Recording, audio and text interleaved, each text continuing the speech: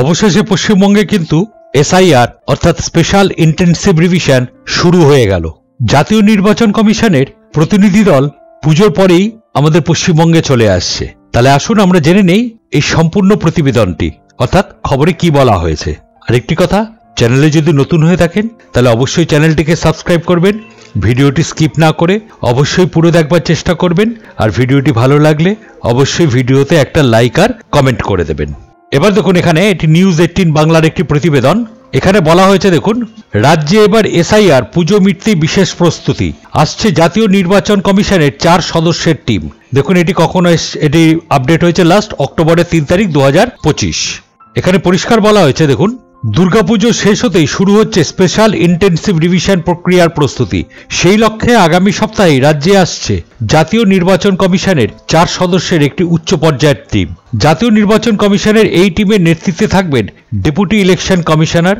7ই October রাতেই কলকাতায় পৌঁছাবেন তারা। এরপর 8ই অক্টোবর রাজ্যের সব জেলার জেলাশাসক, ইলেকটোরাল রেজিস্ট্রেশন অফিসারদের নিয়ে বৈঠকে বসবেন এই 4 সদস্যের প্রতিনিধি দল। বৈঠকে উপস্থিত থাকবেন রাজ্যের মুখ্য নির্বাচনিক আধিকারিক মনোজ কুমার আগরওয়ালও। তাহলে দেখলেন, 8ই অক্টোবর থেকে কিন্তু প্রস্তুতি শুরু হয়ে যাচ্ছে পশ্চিমবঙ্গে এসআইআর নিয়ে, একদম সম্পূর্ণভাবে এখানে প্রতিবেদনে বলে দেওয়া হয়েছে।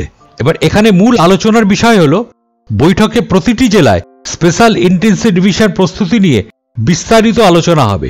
ভোটার তালিকা সংশোধন থেকে শুরু করে বিভিন্ন প্রশাসনিক খুঁটিনাটি খতিয়ে দেখা হবে। এছাড়াও শুধু বৈঠক নয়, এরপর জেলায় জেলায় গিয়ে প্রস্তুতির অগ্রগতি খতিয়ে দেখবেন জাতীয় নির্বাচন কমিশনের টিমের সদস্যরা। ইতিমধ্যেই স্পেশাল ইন্টেনসিভ রিভিশন নিয়ে প্রস্তুতির কাজ চূড়ান্ত করেছে রাজ্যের মুখ্য নির্বাচনিক আধিকারিকের দপ্তর। এবার জাতীয় কমিশনের এই টিমের সফরের পরেই প্রক্রিয়াটি আনুষ্ঠানিকভাবে শুরু হবে বলে মনে করা হচ্ছে।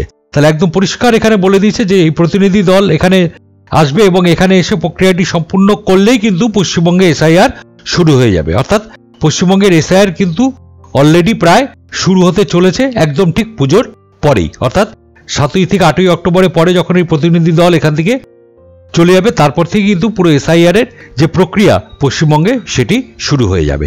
স্পেশাল ইন্টেনসিভ রিভিশন নিয়ে রাজ্যের মুখ্য নির্বাচনিক আধিকারিকের দপ্তর প্রস্তুত বলে জানানো হয়েছে। জাতীয় নির্বাচন কমিশনের তরফে 30শে সেপ্টেম্বর পর্যন্ত ডেডলাইন নির্ধারণ করা হয়েছিল। যদিও এই বিষয়ে জাতীয় নির্বাচন কমিশনকে কোনো রিপোর্ট পাঠানো হয়েছে কিনা তা স্পষ্ট নয়। তবে রাজ্যের মুখ্য নির্বাচনিক আধিকারিকের দপ্তরের ব্যাখ্যা, সিও দপ্তর স্পেশাল ইন্টেনসিভ রিভিশনের জন্য সম্পূর্ণ প্রস্তুত। তার মানে সিও দপ্তর কিন্তু এখানে পরিষ্কারভাবে বলে দিয়েছে তারা যে সম্পূর্ণভাবে প্রস্তুত স্পেশাল ইন্টেনসিভ রিভিশনের জন্য, অর্থাৎ তারা সম্পূর্ণ প্রস্তুত এবং এই নির্বাচনিক আধিকারিক এদের সঙ্গে মিটিং করা হয়ে গেলেই তাহলেই কিন্তু পশ্চিমবঙ্গে সম্পূর্ণভাবে এই এসআইআর শুরু হয়ে যাবে, অর্থাৎ স্পেশাল ইন্টেনসিভ রিভিশন। এছাড়াও দেখুন, এটি কলকাতা টিভির ব্রেকিং নিউজ, আজকে এটি প্রকাশ করা হয়েছে 4 অক্টোবর। দেখুন, ভোটার তালিকায় বিশেষ নিবিড় সংশোধন শুরু হওয়ার আগে পশ্চিমবঙ্গের প্রস্তুতি খতিয়ে দেখতে আসছে জাতীয় নির্বাচন কমিশনের প্রতিনিধি দল। প্রস্তুতি খতিয়ে দেখবেন উপনির্বাচন কমিশনারের জ্ঞানেশ ভারতী।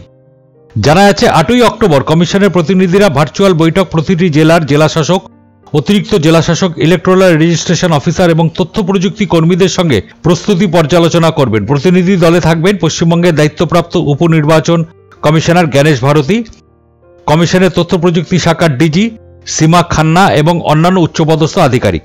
ভিডিও কনফারেন্সের পর উপনির্বাচন কমিশনার সহ জাতীয় নির্বাচন কমিশনের অন্যান্য আধিকারিকেরা 2-3টি জেলায় পরিদর্শনে যেতে পারেন বলে কমিশন সূত্রে খবর। এই বৈঠকের আগে জেলাভিত্তিক এসআইআর প্রস্তুতি রিপোর্ট তৈরি রাখতেও নির্দেশ দিয়েছে সিও দপ্তর। তাহলে দেখলেন এখানে যে সিও দপ্তর থেকে সম্পূর্ণভাবে বলে দেওয়া হয়েছে যে আমরা এখানে আসছি এখানে প্রস্তুতি দেখতে পশ্চিমবঙ্গে, এবং এই প্রস্তুতি দেখা হয়ে গেলেই কিন্তু পশ্চিমবঙ্গে সম্পূর্ণভাবে স্পেশাল ইন্টেনসিভ রিভিশন শুরু হয়ে যাবে। তাহলে ভিডিওটি যদি আপনাদের ভালো লাগে তাহলে অবশ্যই চ্যানেলটিকে সাবস্ক্রাইব করে আমাদের পাশে থাকবেন, আর ভিডিওটিতে অবশ্যই একটা লাইক আর কমেন্ট করে দেবেন।